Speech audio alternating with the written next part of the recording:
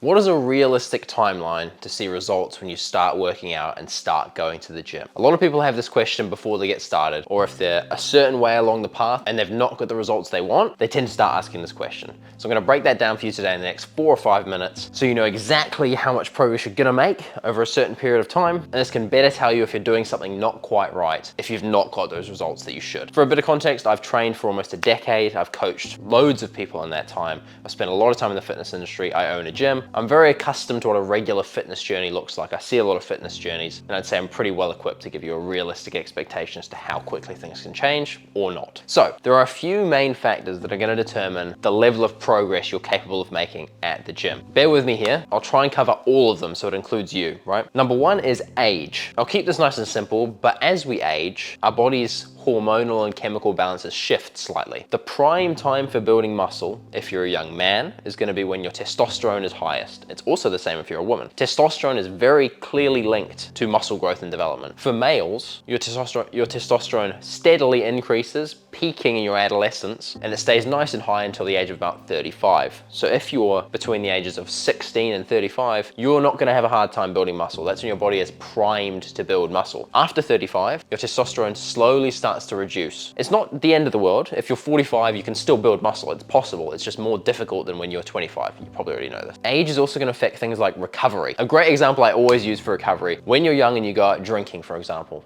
you may be slightly hungover the next morning, but you'll rebound. You can do the next night. As you get older, your body's ability to recover decreases. It takes longer to recover from the same things you used to do when you were younger. It's the same with muscle building, right? If you have a big blasting workout at age 35 versus at age 18, the 18-year-old is going to be ready to go the next day, probably in like 5 hours. Whereas if you're 35, you've got to take a little bit longer to recover. It's not the end of the world, like I say, you just work around it. Age is a big one. Lifestyle is another big one. Do you have adequate recovery time and adequate sleep? A lot of people that watch my channel are quite high performers, often in the business world, and people in that world often don't get enough sleep or enough rest and recovery to optimize their training. That's okay, we make trade-offs, right? But don't expect to make the same gains as someone that's living their life like a bodybuilder, sleeping 9 to 10 hours a day and eating all day. The more rest and recovery time you can give yourself, the better. So if your life is highly stressful, you don't get enough sleep, the sleep that you get is not restful, that's gonna impact upon your training slightly, and therefore your results. Diet is a major one. We saved this one till third, I'm not sure how, it should have been front of mind. Diet is gonna make a huge difference as to how quickly you make results. I always say to people, the analogy I use is fitness transformations are about 80% diet,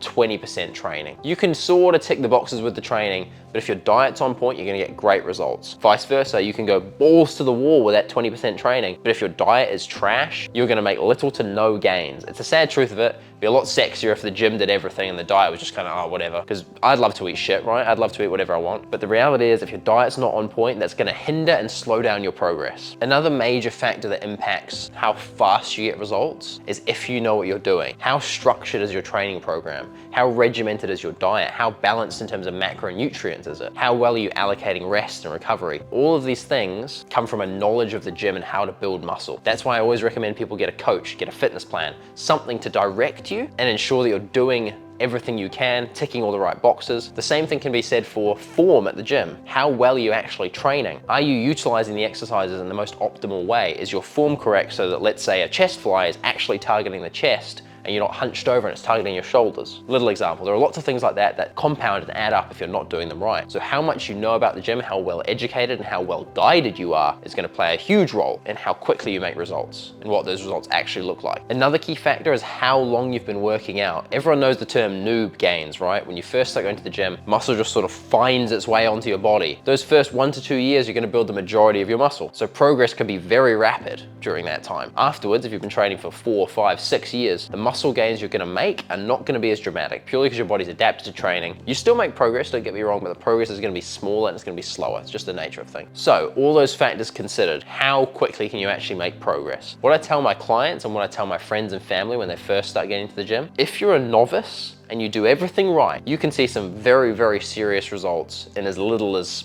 3 months. The first couple of weeks, you'll just be getting into the swing of things. You'll start to feel how your muscles are working. You'll start to build that mind-muscle connection. You'll start to see visible changes after a couple of weeks. Fast forward to a month, 2 months, you'll start to see real noticeable physical changes. If you're on a weight loss journey, you'll have lost a couple of kilos by then, depending on how much you have to lose, obviously. You'll start building some muscle, you'll get stronger. Most people typically start to see bicep veins coming through after about 3 to 6 months, again, depending on body fat, depending on how much you've trained. But realistically, if you dial in and commit 100%, you can see results very, very quickly. A matter of months, your whole physique can change. In a year, you're unrecognizable. Like I said, the more complicated your life is, and the more things you have to juggle, the more difficult that's gonna be to pull off. If you're stressed, if you work a lot, if you don't get enough sleep, you're gonna need to be very orchestrated with how you structure those workouts and how you structure your rest and recovery and your diet. You can still make dramatic changes, but it's gonna feel like a lot on your plate, right? You need someone sort of guiding you, telling you when to do what, how to eat, how to recover. So that brings me to the whole point of this video. What I want you to take away is committing to health and fitness, bettering yourself, having a better physique, being in better shape is not something you wanna one and done tick the box for. Sure, that initial period when you realize you've got a lot to lose and a lot to change, you wanna do it as quickly as possible, and you can with the right mentorship. But in reality, we're trying to commit a lifestyle change here. Health, fitness, being in shape is something that you should carry with you for your whole life. So yes, it's great and it's reinforcing to see fast results, but consistency and repetition over time is gonna maintain those results. And that's what everyone wants. People don't want abs once. They want abs for the rest of their life. Sure, the first time you get them, it's gonna be super rewarding, you're gonna feel great. But weirdly, that feeling of being great doesn't really go away as you maintain them. You want to maintain them. You want to have a great physique for the rest of your life. So yes, push for fast results, but be prepared to commit in the long run. That's why I always say that people who have really busy lives, have a lot going on, should commit as much as makes sense for their lifestyle. Don't drop everything and go all in on fitness by yourself. Because number one, that's unsustainable. And number two, you're gonna sacrifice the other things in your life that are important. Yes, bring up fitness on the totem pole of importance, but don't throw away your entire life just to get slightly faster results. Better to commit in a way that you're gonna be able to maintain,